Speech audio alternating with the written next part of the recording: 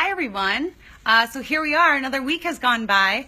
Let me introduce myself for anybody who is on here who has not been on our live stream before.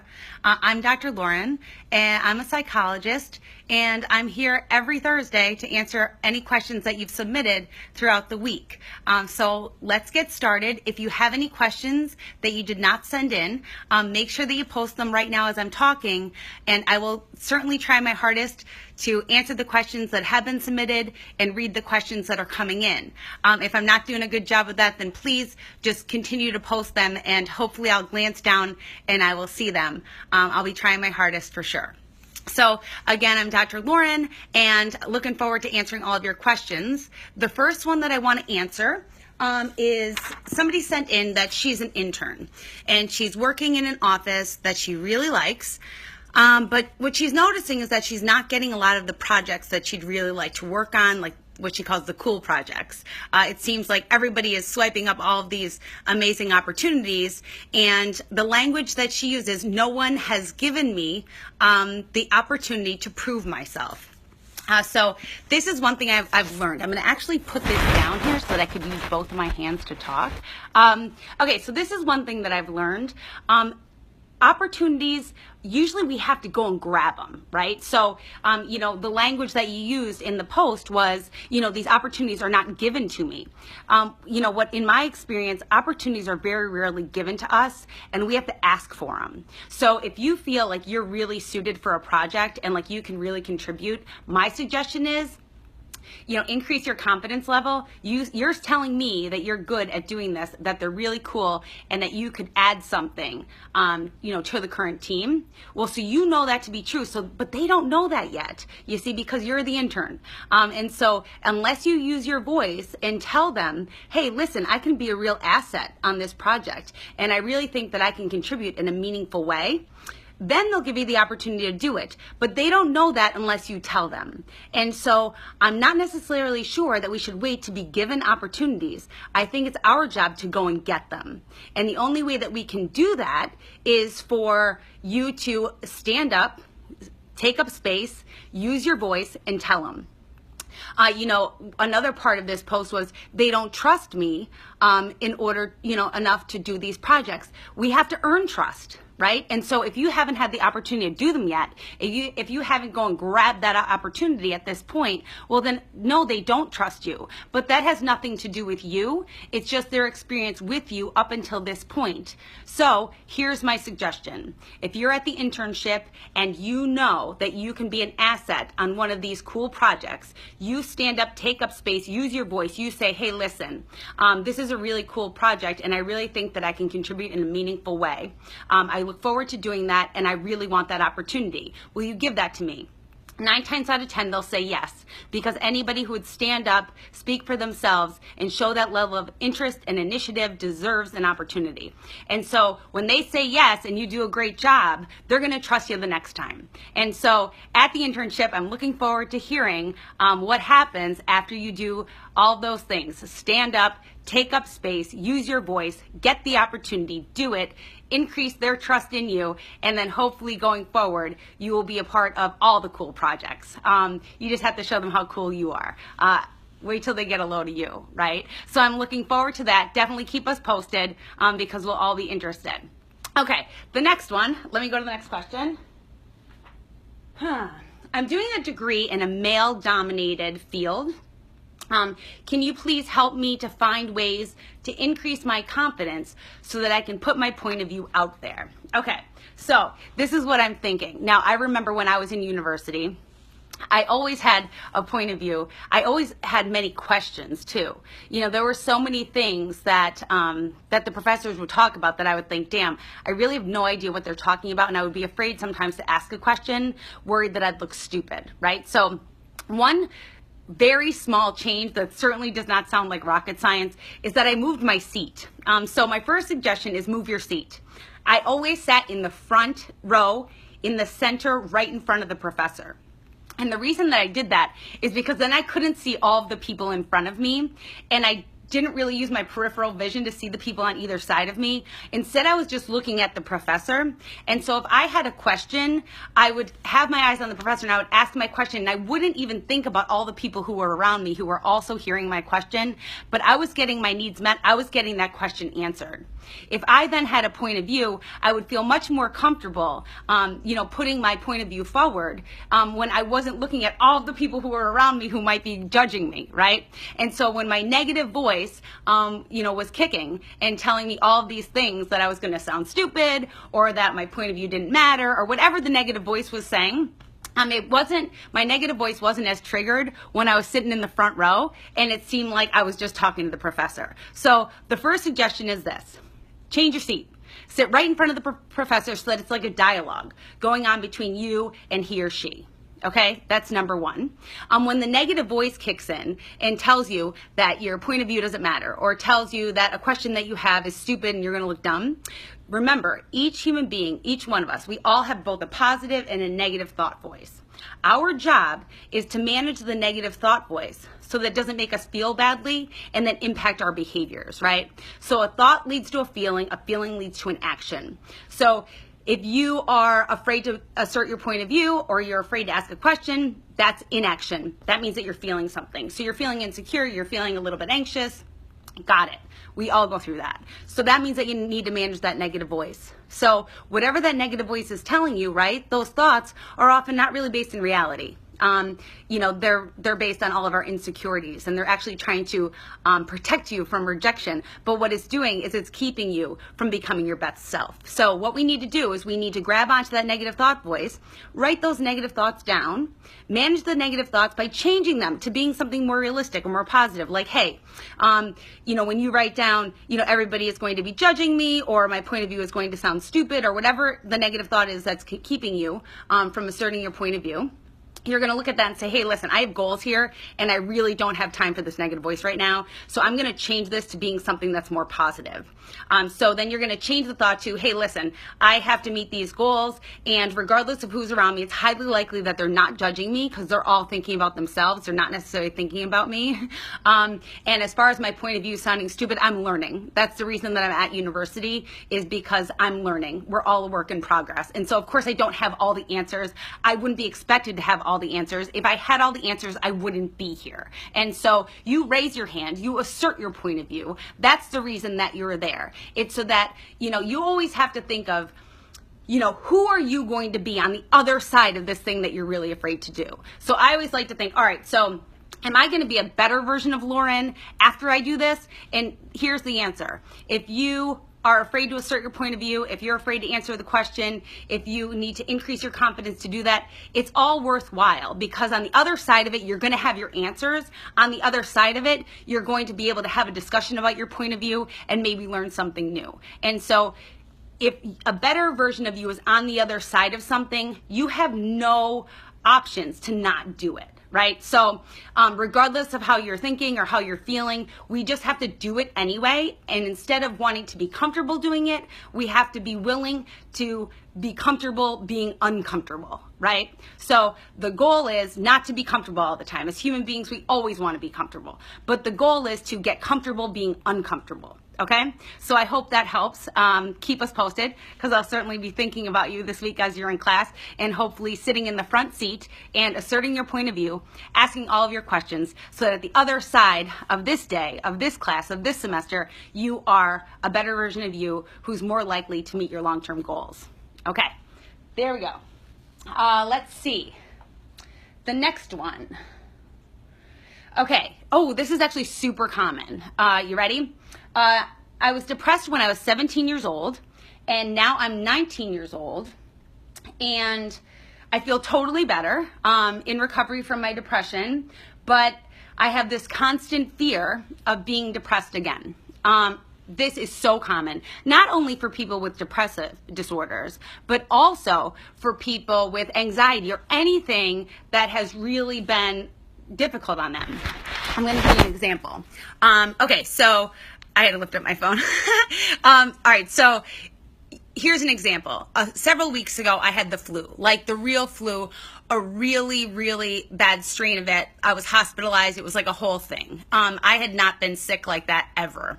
And so now I've noticed that I'm afraid of getting sick again. And so so instead of just being in that constant state of fear of getting sick again or getting the flu or being hospitalized, what I've noticed is that I've changed a lot of my behaviors. And so I wash my hands like nobody's business. So whenever I'm in contact with someone, if somebody shakes my hand, the minute after they shake it, I go and I wash my hands.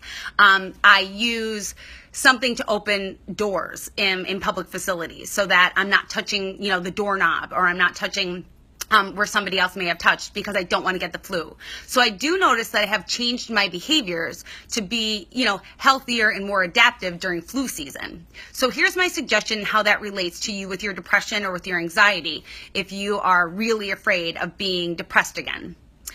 You need to engage in all of the behaviors that helped you to get out of the depression on a daily basis. So a lot of times in my office, I have girls and women who come in to see me, and maybe they had been severely depressed in the past, and they did all the things that they needed to do to get out of the depression. And what I mean by that is they started to, engage in healthier lifestyle patterns. So they started, sleeping 8 hours a night. They started eating 3 meals and 2 snacks, and they started exercising. They started managing that negative voice, managing the thoughts to manage their feelings and behaviors. They started to expose themselves to things that were uncomfortable, and they got comfortable being uncomfortable, and they started to socialize more and have meaningful connections with other people. So they were doing all the things that we need to do in order to not be depressed.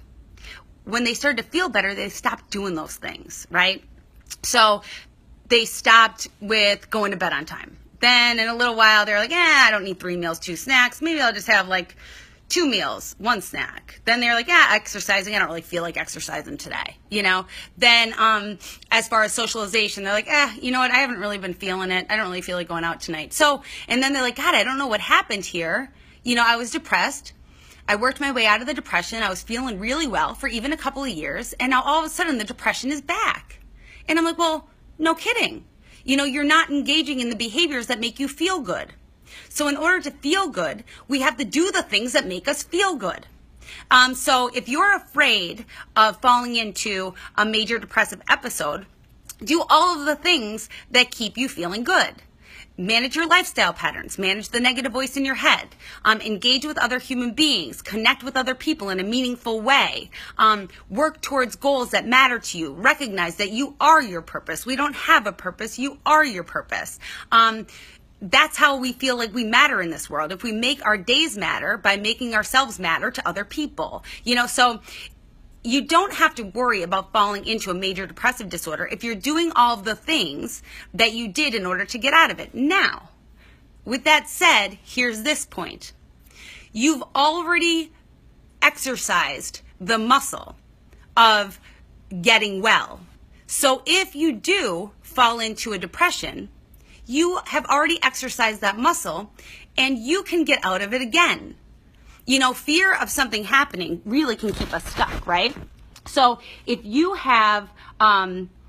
you already have the experience of working through a major depressive episode. And so you can do it again. So I can't tell you that you're not going to get depressed again. But what I can tell you is if you got out of it once, you can get out of it again. You might fall into a depressive episode many times in your lifetime, but it's nothing to be afraid of. You did it once, you're going to do it again. We all go there. Our mood ebbs and flows. Nobody's happy all the time.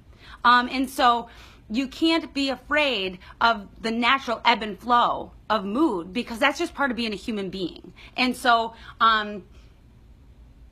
the reason I'm not afraid for you is because I know that these evidence-based skill sets that we talk about every single week here on Girls Talk are things that work. They're proven to work. And so they'll work for you again. Promise you that. And we're here to all walk you through it. So as far as that fear is concerned, it really is quite irrational. And what I mean by irrational is you're not giving yourself enough credit. You did it, and you can do it again. Okay, let's see here. Okay, somebody's starting to have a depressive episode again. What can she do? So we just talked about the lifestyle changes, right? And so that means that, it's really hard. If you look at the DSM, which is the Diagnostic and Statistical Manual of Mental Disorders, right? Which gives us all of the criteria for a depressive episode. If you look at the criteria, you see that a lot of them are lifestyle stuff. And what I mean by that is there a marked change in your sleep patterns? Is there a marked change in your eating, or, weight gain or loss, in appetite, all of that kind of stuff, and socialization. And so what I want you to do is I really want you to start with lifestyle.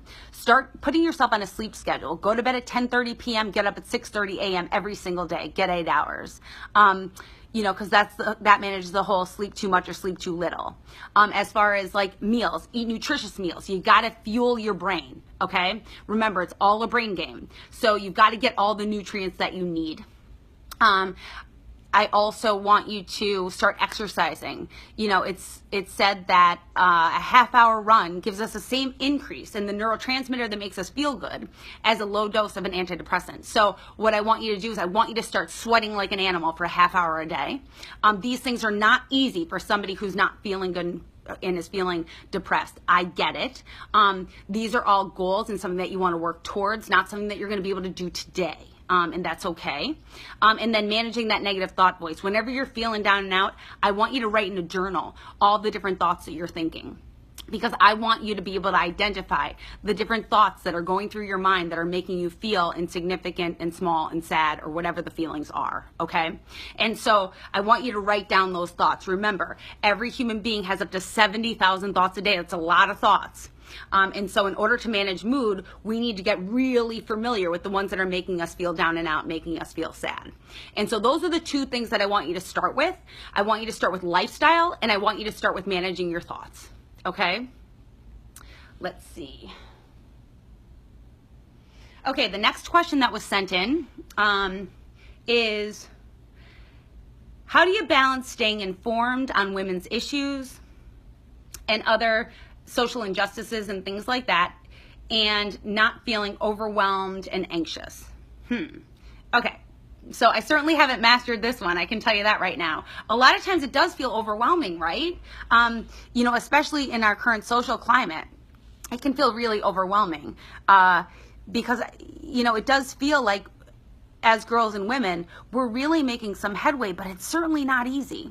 We live in a patriarchal society, and, the simplest definition of patriarchy is that the higher up you get in society, the whiter and the maler you get, right? And so being a feminist, being a girl or woman in a patriarchal society is no walk in the park, right? We have to be conscious of every step that we make, because every step does matter. And, at my stage of the game, at 42 years old, I recognize that every step that I take matters, not only for me, but for my daughter and for her daughter. And that's really the case for every single one of us. And so it does feel overwhelming and anxiety provoking a lot of the time. And so then what I recognize is this. My mom too fought the good fight. Her mom fought the good fight. I know that my Nana, way back when she was in school, she was, she went and she worked, which was very rare at the time. My mom was a women's studies professor for 44 years, so she walked her walk, and here I am doing my best to walk my walk. And I don't think that, I might not see significant changes in my lifetime.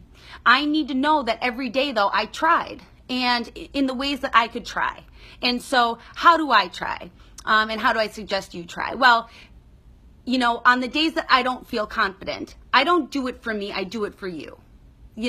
On the days that I don't feel like using my voice, or when my negative voice is kicking and I think like, who the hell do I think I am? Like, how do I have answers for all of these people who matter so much? Then I tell myself, like, listen, I'm not doing it for me, I'm doing it for you. Because we each need to use our voice and stand up, not only for ourselves, but for each other, right? Because as girls and women, we make up 51% of the population. And social norms and social injustices and all of that great stuff, if each one of us stood up, used our voices, if we stood in our power, if we took up space, we become the new norm. And so, you know, on the days that I'm not really feeling it, I just remember that, like, I'm part of a bigger picture here, and it's not really all about me, right? So it kind of decreases anxiety for me, because I feel like always jumping from problem into solution feels a little bit better. And so my suggestion is that if you are, you know, reading all this stuff on women's issues and the women's movement and what's going on right now, then how can you hop into the solution? How you can hop into the solution is standing in your power. You're already everything that you need to be in order to make a difference. We were each born with everything that we need to get through this life in a healthy and happy way, and to get through this life in a way that makes our lives matter. And so every day use it, even if you're not feeling it, because you're not necessarily doing it for you, you're doing it for all of us. Okay, so that's that. Let's see, next question. Sorry, I write them down just so that I don't forget. Oh, this one. And this is a pretty common one on here, actually. Oh, you're welcome, Sarah. Okay, so let's see here. Love addiction. Is it a real thing? So somebody wrote in and explained that she's in this relationship and her mom keeps telling her that it's love addiction. And she's like, is love addiction a real thing even? Because, like, I don't really know what that is. I don't know if my mom's just making too much of it, or like if I need to get out of this, or what's up. So here's the deal. Yes, love addiction is a real thing. If you look at it this way, you know, addiction is a compulsive pattern of behavior that you're doing even when you don't want to do it anymore. So what I was hearing in your post is that, yeah, you're in this relationship, you recognize that it's not healthy, that the person with whom you're in the relationship isn't really that nice or that great to you. It's really kind of a toxic relationship, and you keep doing it anyway. So if you look at addiction, you define it as a compulsive behavior, something that you're doing even when you want to stop doing it. Yes, love addiction is that. And it's, you know, the definition is like a craving or a pursuit of romantic love. And so where does that come from? Why do people do it? Well, you know, and so many of us have. There's a couple of different, you know, points to this answer. The first thing is low self-esteem, right? And so low self-esteem is rampant with us girls and women. 7 out of 10 girls ages 8 to 17 have negative opinions of themselves in some way. Okay, 70% of girls and women are insecure and unsure of themselves. So oftentimes I'll ask people, you know, especially when they come into my office, I'll say, like, so how you doing with self-esteem? Where's your self-esteem at? And they'll be like, I think I'm all right. But then when we get down to it, you know, they're engaging in self-destructive behaviors, they're in toxic relationships. I'm like, well, dude, like, your self-esteem isn't really that great. It can't be, because you are engaging in all this self-destructive behavior, whether it's, you know, a toxic relationship or, you know, eating disordered behaviors, addictive behaviors, whatever it is. And because self-esteem is holding yourself in high regard, right? Treating yourself like you have value. We can't feel like we have value unless we treat ourselves like we have value. It doesn't happen the other way. I remember when I was younger, I remember thinking that, okay, well, when I feel like I matter, or when I feel like I'm worthy or like I have value, then I'm going to treat myself like I have it. And I realized that the opposite is actually true. When you treat yourself like you matter and like you have value, all of a sudden you start to feel like you do. And so it has to happen the other way around, okay? And so as far as self-esteem goes and how that relates to love addiction or remaining in a toxic, unhealthy romantic relationship, here's the deal. If you're not being treated in this relationship like you have value and you're staying in it, the message that you're telling yourself is that you don't have value. And so you're going to keep going back trying to find your value, you know, looking for love in all the wrong places. You need to start loving you. And so this is one thing that I recommend. I actually put this on my Instagram the other day. My Instagram is Dr_Lauren, Lauren. So it's Dr_Lauren. And I wrote this. You know, so many times we are in relationships, and, you know, I remember doing this myself. I remember being in a toxic romantic relationship saying, God, like, if he would just do this, I would be fine. Like, there's nothing wrong with me. Like, if he would just do X, I would be good. And when I took the he out of it and put I into it, right? So I said, instead of if he would just, I started switching sentences to if I would just. And when I started to do for me what I wanted that person to do for me, I started to love myself the way that I needed to be loved. Instead of prescribing action to him to tell him how to love me, I decided to prescribe action to me to show me how to love me. And then it didn't leave me feeling so empty that I needed other people to fill it, right? So we always want relationships, friendships, romantic relationships, whatever they are.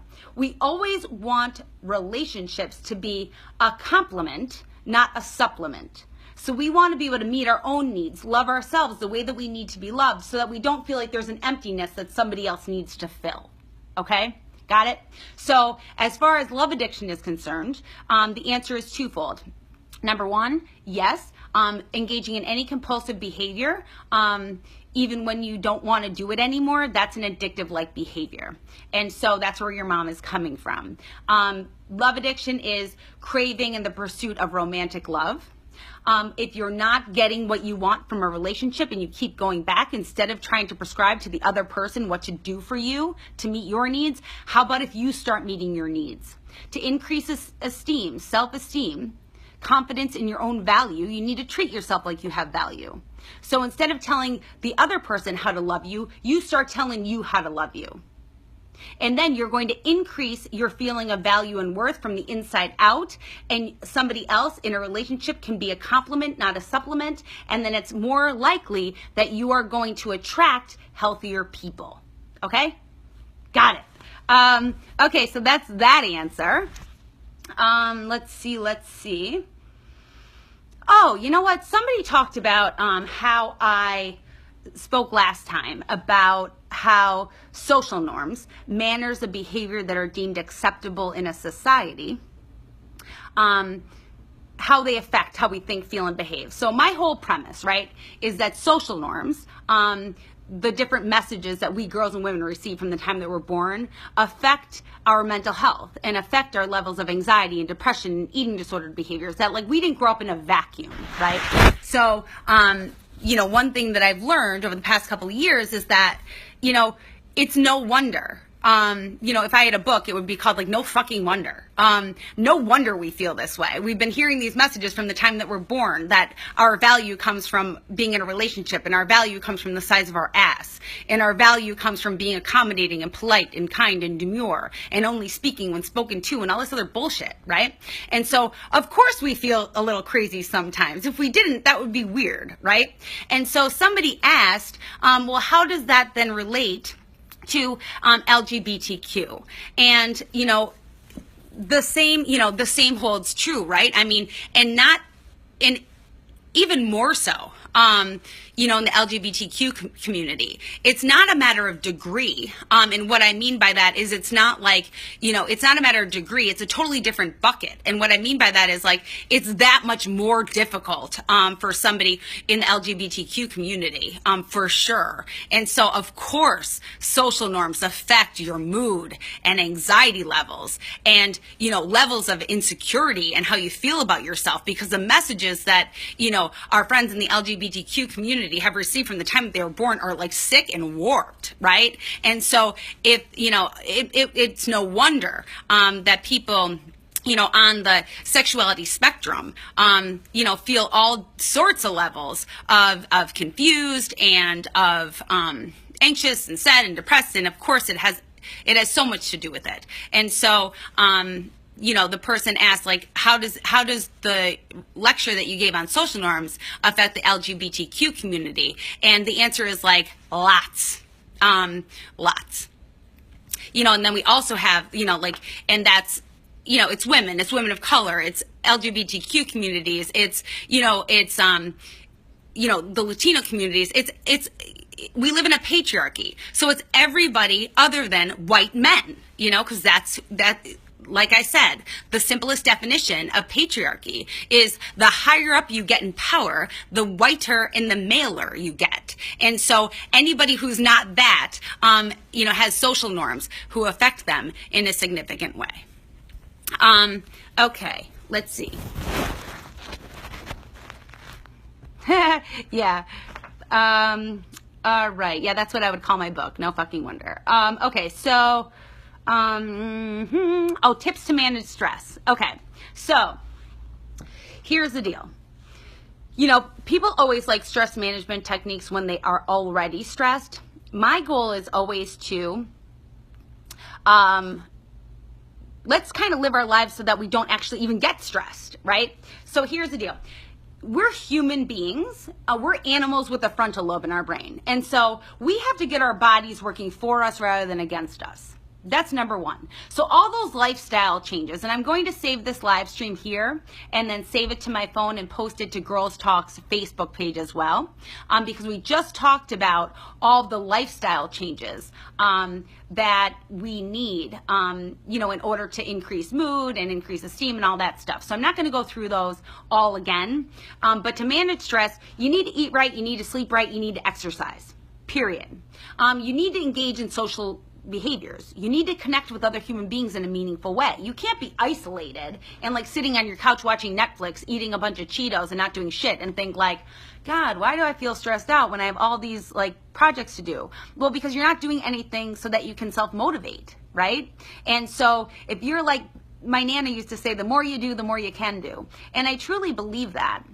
And so what I mean is manage lifestyle patterns, eat, sleep, exercise, do some fun stuff so that like you get your like internal juices going, right? Like, so like do some fun stuff so you can increase, you know, the dopamine in your brain, the pleasure center. So you're having fun.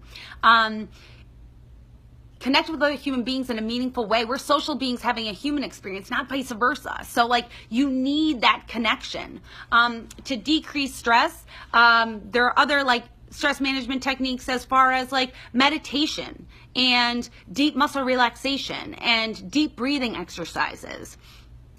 Self-care. What does self-care mean? Self-care means to, you know, take time for you. People often think of self-care as like adding something onto their day, but you know, if you care for another human being, you never think like, oh gosh, like I don't have time for that. No, we're socialized to nurture others. We're not socialized to nurture ourselves. And so, you know, in order to decrease stress levels, you have to take care of you. You have to set time aside so that you sleep, you eat, you exercise, you socialize with other people, you connect with them in a meaningful way. All that great stuff. Do meditation, deep muscle relaxation, deep breathing, take care of your body, et cetera, et cetera. Breathe the universe in, breathe all your toxic shit out. I do that all day, every day. Okay, so there's that. Let's see. So I've answered the questions that came in. Does anybody else on here right now at present have any questions for me? Oh, you're trying to take notes. Well, I am going to, I do talk fast. I'm sorry about that. I get super excited and super into it.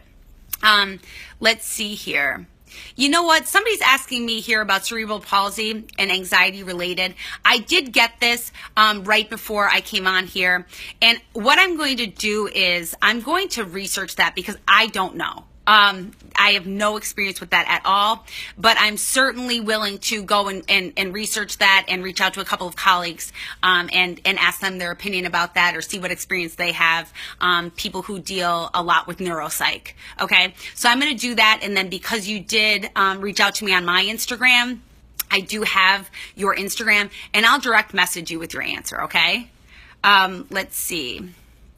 Please answer me, somebody just said, but I don't have a question.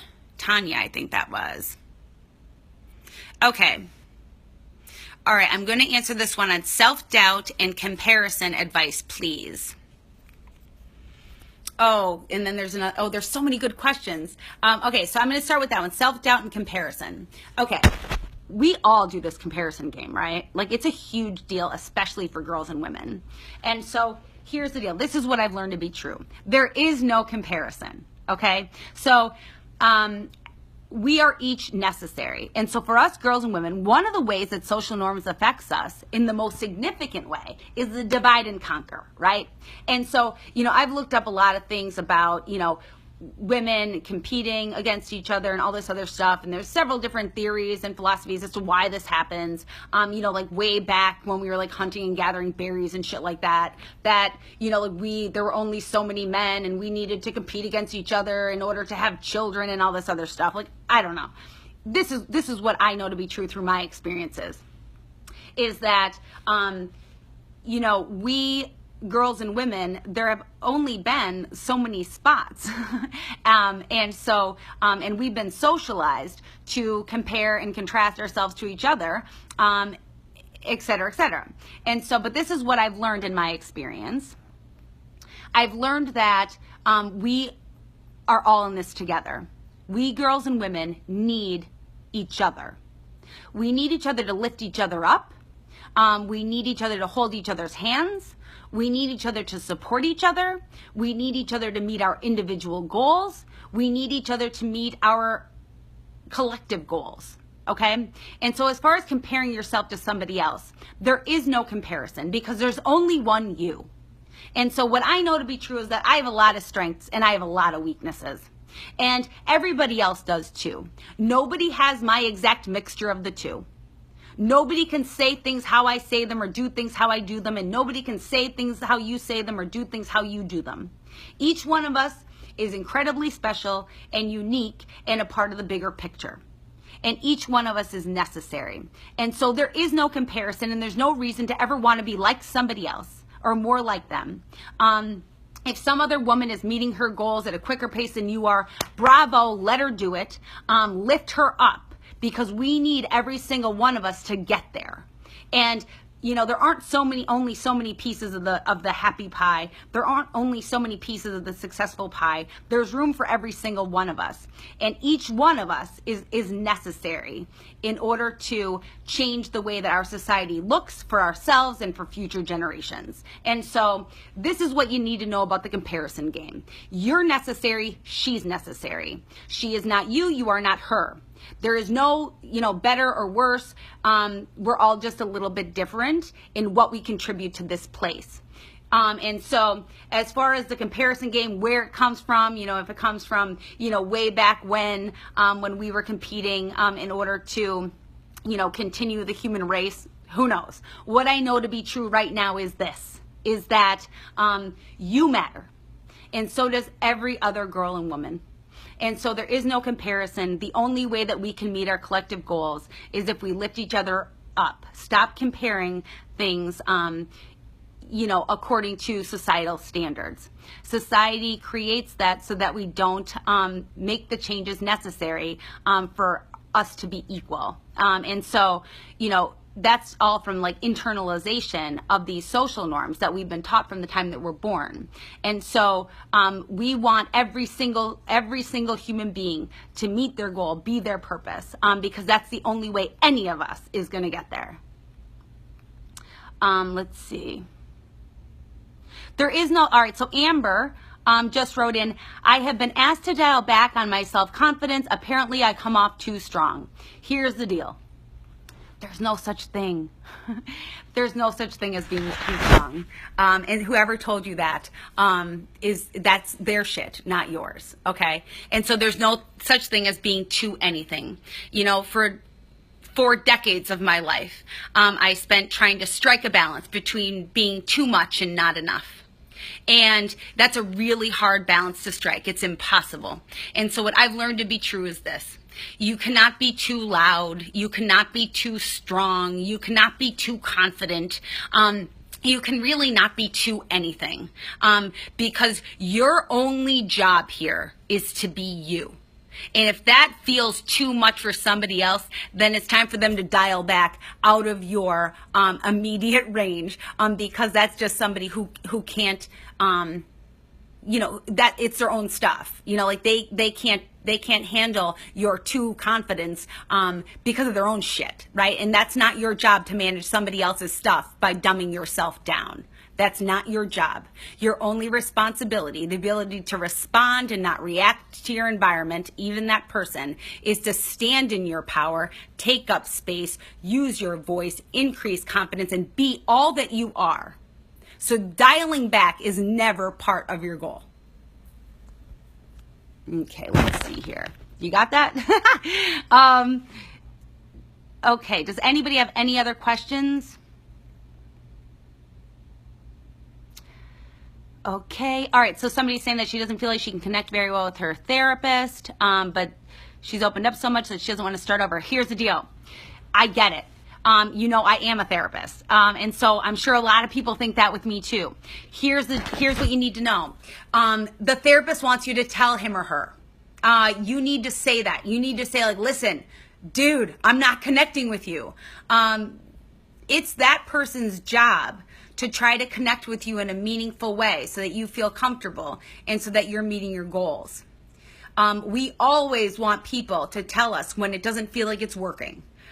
Because then that's our job to switch it up, change it up, and figure out what's getting in the way. Okay? So if you don't feel like you're connecting with your therapist, you need to say it. You owe that to you. Okay?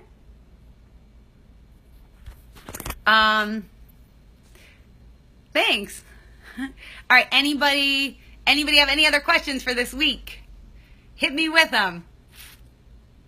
Anybody? Thank you, Christina. That really makes my day. It matters. Thanks. Okay, wait. I saw this question before. How to make a decision as an overthinker? Oh God, it's going up so fast. Okay, so I can just start to answer that. How to make a decision as an overthinker. Okay, so you're going to laugh at this. All right, so this is one thing that I used to do because I used to overthink everything. And so this is not what I'm telling you to do. I'm going to tell you what to do after this, but I just want to tell you a little anecdote first. Okay, so super funny. So before, I would say I was between age 19 and 24, I want to say, is when my brain was really kicking hard, and it wouldn't stop. And I would want to make a decision, even something as minimal as what I was going to have for dinner. I would actually rip up pieces of paper, right? So I would get a piece of paper and I would rip it up and I would write all my choices. So I'd write pizza, Chinese food, Mexican food, whatever. I would write them all, and then I would crush them up like this, and I would throw them in the air, and whichever one hit the ground first, that's the one that I would pick, because I couldn't make a decision to save my life. And so I tried to come up with little tactics to try to make it easier so that my brain would stop. And so I'm not saying that tearing up little pieces of paper and tossing them in the air and making the decision with whichever one hits the ground first is the best case scenario, but I'm saying it worked, okay? So to stop overthinking and make a decision. You always know what you want to do, right? You always know the right thing to do. We always do know that. There were years when I would say, God, I just don't know what to do. I don't know what the next right thing to do is. And when it came down to it, it said I really did know what the right decision was. I was just afraid to do it. And so I want you to get honest with yourself. Okay? I want you to get honest with yourself. If you're having difficulty with making decisions, whether they're small or they're big ones, I want you to really think about what's difficult about making that decision. Is it that you're afraid of, making the wrong one because you don't have confidence in yourself that you're going to be okay? What's the source of it? So before answering the question of how to make a decision, I want you to really start to journal this week about what's coming in between you and doing it. What are you afraid of? Because there's definitely a fear, some anxiety behind your inability to make that decision. So I want you to start to journal, write it out so you can get honest with yourself, and then maybe you can write in for next week, and we can figure out, what's the fear, and we can figure out how to get over that, because that's really the problem. Okay, one more. This one. I'm so lucky to have my close. Oh, it's not a question, it's a statement. Yes, I totally get it. One thing that I can say is that the best thing about doing the practice and doing this with Girls Talk and all of this stuff have been the connections that I made with other women. With Adjua and Holly, and with my friends Elisa and Marcia, and all these different people. These women who really have mirrored to me who I am. And so I think that your statement about, your girl gang, making such a significant difference in the way that you feel about yourself, I hear ya. I live it too. Okay, how do you stop being friends with somebody without hurting them? Okay, I'm just that, and yes, I do a live stream every Thursday at 1 Eastern Standard Time. Okay, I'm going to answer that. How do you stop being friends with someone without hurting them? That's not always possible, but this is what I've learned to be true.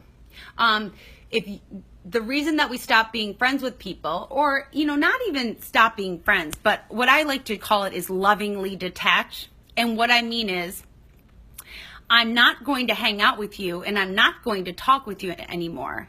And that's not saying anything about your value, but it's saying it about mine, because I don't feel good in this situation. And so whenever you are lovingly detaching from someone, it has nothing to do with their value, but everything to do with your own. And so, sometimes that does hurt people's feelings, but my focus is always on you and your feelings. And so, if you're not feeling good in the relationship, well, then it's your responsibility to get out of it. And so lovingly detaching so that you can feel good and stand in your power and meet your own individual goals, that's really what you need to be focusing on. And as far as the other person being hurt by it, they have their own social network, their own support group to deal with that, because you always need to be your best friend. Okay, so I hope that I got to many of your questions. I will get to all the rest next Thursday. Again, really excited to be here. Oh my God, and there's Adwa. Everybody say hi to Adwa. She's on. So I hope I got to all of your questions today. And hi. This is so fun, Adwa. We're having a blast on here. We just answered so many questions. I gave you a shout out. I told you how my connection with you has made me feel better about me. So thank you. I love you. And we answered all of the questions, and I think we made some good headway today. So I'm going to save this. I will post it to Girls Talk's Facebook page, and it will also be live on Instagram for 24 hours. If you'll see it. I'll save it on here, and I'll also send it to you, Adwa. So how about everybody gets so excited when you get on here? Isn't that wonderful? So I'm going to wrap it up, and it will be on here for 24 hours. Then it will be on Girls Talk's Facebook page. Remember, if you have any questions, be sure to send them in at heylauren@girlstalk.com, or you can post them to Girls Talk Instagram or my Instagram, Dr_LAUREN. That's Dr_Lauren. And I will be sure to answer them next Thursday, 1 p.m. Eastern Standard Time. Okay, have a great day.